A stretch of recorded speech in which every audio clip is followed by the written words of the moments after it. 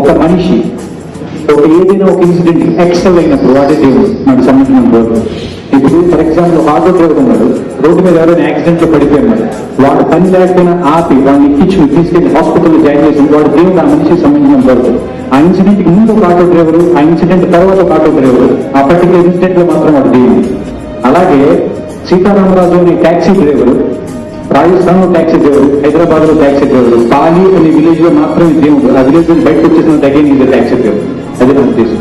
ఎందుకంటే కృష్ణుడు అనేవాడు మహాభారత యుద్ధం అయిపోయిన తర్వాత కూడా చాలా సంవత్సరాల పాటు రాజ్యం పరిపాలించాడు. మీకు ఎవరికి తెలియదు. ఆయన ఒక మామూలు మనిషిగా చనిపోయాడు. ఆయన చనిపోయిన తర్వాత ఆయన రాజ్యాన్ని దొంగలు దోచుకెళ్ళిపోయాడు.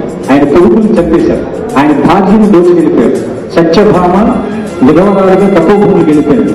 రుక్మిణి సతీసాధనం చేసింది. ఈ విషయాలు మనకు ఎవరికి తెలియదు. ఎందుకంటే అప్పుడు కృష్ణ ఒక నార్మల్ యాదవ కింగ్.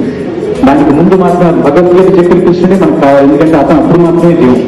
అలాగే రాముడు కూడా రామాయణం అయిన తర్వాత 10,000 years రాజ్యం చేశాడు. అప్పుడు మనకి ఎవరికి అవసరం లేదు, ఎందుకంటే రాముడు రావణుని చంపేంత వరకే దేవుడు, తర్వాత ఒక నార్మల్ రూల్.